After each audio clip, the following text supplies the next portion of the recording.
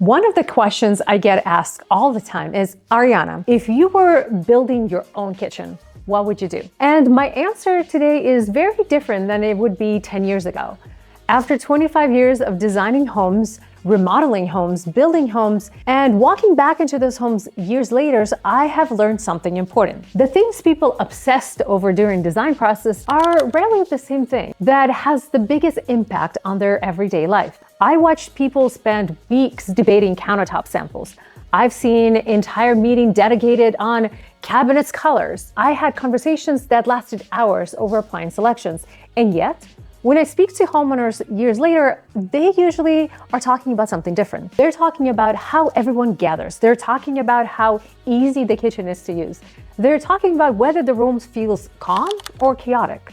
They're talking about the little things that make everyday life easier. That's what fascinates me the most, because great kitchens aren't about kitchens. They are about creating a space that supports the way you live. So, if I were to build my own kitchen tomorrow, these are the decisions that I would make. Not to impress anyone, not to follow trends, simply because the things that I believe will make the kitchen better. The first thing I would focus on isn't the cabinetry or appliance, it's the feeling of the room. That sounds strange coming from a designer, but it's so true. Most people think design is visual. I think design is emotional. When you walk into a room, your brain begins processing information before you consciously formulate a single thought. You notice light, you notice proportion, you notice clutter, you notice openness, you notice how the room makes you feel. That's psychology of design. And whether people realize it or not, it's influencing them every single day. The kitchen that feels peaceful aren't peaceful by accidents. The kitchen that feel stressful aren't stressful by accident either. Every design decision contributes to those experiences. That's why one of the first things I would do is create a larger island and intentionally keep it clean. Not empty, intentional. And that's the difference. Over the years, I noticed that islands become a magnet for everything that goes inside the home. Your mail, packages, school homework, charging cords, random clutter. And before long, the center of the home starts feeling busy. What most people don't realize is that's visual clutter. Clutter creates mental clutter. Your eye processes every single object. Your brain processes every object. The crowded surface is asking for attention all day long. That's why in my own kitchen, I would protect the island. I want to walk into a room and immediately feel a sense of openness. I want the space to feel ready for cooking, ready for guests, ready for conversation, ready for life. The next thing I would intentionally do is get an extra large sink. And when I say large, I mean as large as I can reasonably fit into my space. Not because it would look impressive, but because I actually use it in my kitchen. I cook, I entertain, I wash oversized sheet pans, I fill stock pots, I clean large cutting boards. One of the biggest frustrations in the kitchen is constantly fighting the sink, trying to angle things sideways, trying to squeeze an oversized item into a space that was never designed to accommodate that. That's one of those annoying things that happen over and over and over again. So in my kitchen, that would be a large single bowl undercount sink. No divisions, no compromise, just one large functional space that handles whatever the day brings. And right besides it, I would absolutely have a prep sink. Those are one of those luxury things that doesn't sound exciting until you live with it. And then you never want to go back. When people gather in the kitchen, they naturally gravitate towards water. Someone is rinsing vegetables, someone is washing their hands, someone is filling a glass of water, someone is cleaning up. Without realizing, everyone ends up competing for the exact same space. A prep sink solves that. No one notices it when it's there, everyone notices it if it's missing. And that's often what great design looks like. Not dramatic gestures, quiet solutions. One thing I would also pay close attention to is landing space. This might be one of those least glamorous topics in the kitchen design because it's one of those, but it's one of the most important. Landing space is what happens around appliances. It's the countertop next to the refrigerator, the space besides the sink, a large an area besides the range. It's where groceries goes. It's where hot pans goes.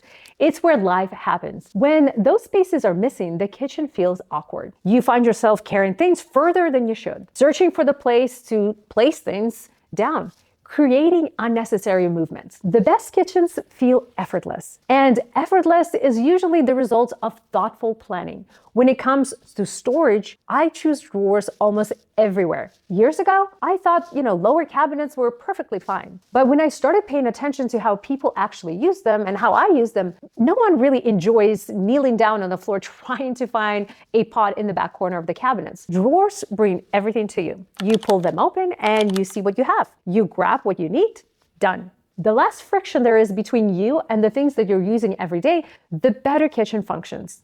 And that's really what I am after.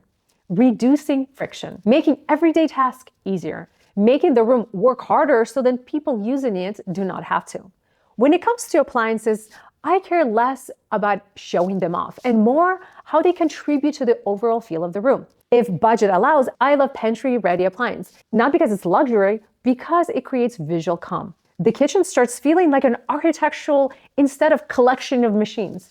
Your eyes move through them differently. Everything feels integrated, more intentionally, more refined. It's subtle, but powerful. The same psychology carries into the countertops. Everyone knows I love natural materials. I appreciate marble. I always will. But if I am building my own kitchen today, I would choose Quartzite. I've seen daily use of the countertops. I've seen what happens after years of cooking. Entertaining, children's holidays, everyday use. Quartzite gives that beauty I love without requiring me to worry about something that someone sets a glass or cuts a lemon. I want beautiful materials. I also want to enjoy them. And then I would take care of the stone and run it all the way to the ceiling, behind the range. One continuous service. No visual interruptions, no competing materials. It's one of my favorite design moves. The eye naturally travels upward.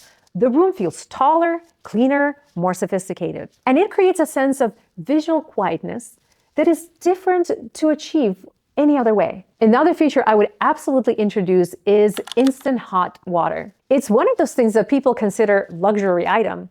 I consider it quality of life item. Your tea, coffee, cooking, cleaning, small daily tasks become easier. The best luxuries aren't always the ones people notice. The best luxury are the ones that improve your day. I would also build in an appliance garage without hesitation. The reality is that most of us use coffee machines, blenders, toasters, mixers, charging station, all kinds of practical tools. The goal isn't pretending they don't exist. The goal is to give them a place to live. A beautiful kitchen isn't necessarily the one without stuff. It's a kitchen where everything belongs somewhere. Lighting would probably receive more attention from me than almost anything else in those elements. Lighting has a power to completely change how the room feels. The exact kitchen can feel energized in the morning, welcoming in the afternoon, and intimate in the evening. That's why every layer of lighting in my kitchen would be dimmable. The lighting underneath the cabinets, decorative lighting, ambient lighting, everything. Lighting affects mood, light affects behavior, lighting affects your experience with your space. And I don't think enough people really appreciate how much influence it has over their everyday life. One thing I would avoid is filling the room with sharp edges. The more I study neuroaesthetics and environmental psychology, the more fascinated I become with how your brain responds to shapes. Humans naturally gravitate towards something that's soft, some forms. Curve feels welcoming.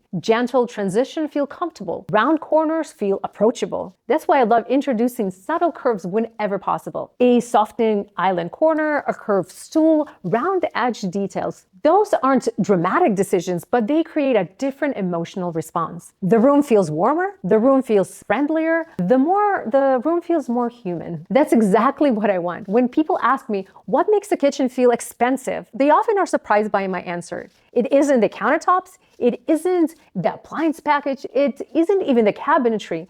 It's the details you touch. The drawer guides, the cabinet handles, faucet handles, hardware. The way things move, the way things feel. Luxury isn't visual, luxury is sensory. It's the experience through hundreds of tiny interactions every single day. And that's where I would spend my money. Not on the things people notice, for 30 seconds on the things I would experience for years. If I had to summarize everything that I've learned about the kitchen design into one idea, it would be this. The best kitchen remove frictions from everyday life. They make cooking easier, they make gathering easier, they make cleaning easier, and they make mourning easier. The room supports you rather than demand attention from you. And that's the ultimate what I would want for my own kitchen. Not the fanciest kitchen, not the most expensive kitchen, not the kitchen that gets the most compliments online either. I want a kitchen that feels good to live in. A kitchen that naturally belongs and brings people together. A kitchen that works beautifully in an ordinary Tuesday night. Because at the end of the day, that's where life actually happens. Not during a party or not during a holiday. Life happens in an ordinary moments. And the best kitchens make those beautiful moments feel a little bit better. So if I ever build another kitchen for myself, these are the things I would put as a priority. Not for appearance or trends, but for everyday living. And after 25 years of designing kitchens, what matters the most to me is the kitchen that I would build for myself is oversized sink, a prep sink, thoughtful storage, beautiful lighting, curves, quartz, the little luxuries that make every day easier. But if you notice something throughout this video, none of these decisions were really about materials.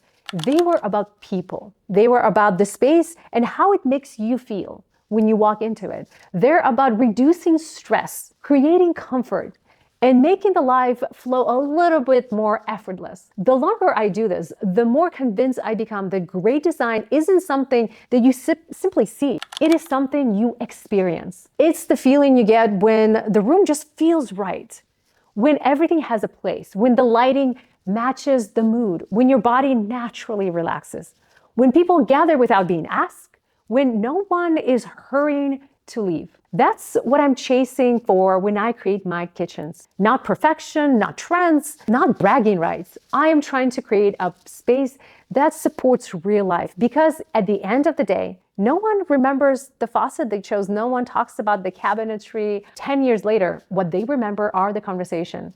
Family dinners, the holidays, the late night talks, the kids doing homework on the island, the moment that happens inside the room. If the kitchen can make those moments a little bit easier, a little bit more comfortable, a little bit more meaningful, then I think it's done its job. So thank you for spending time with me today. I would love to hear from you. What was one thing that you would absolutely include in your dream kitchen? Leave a comment below.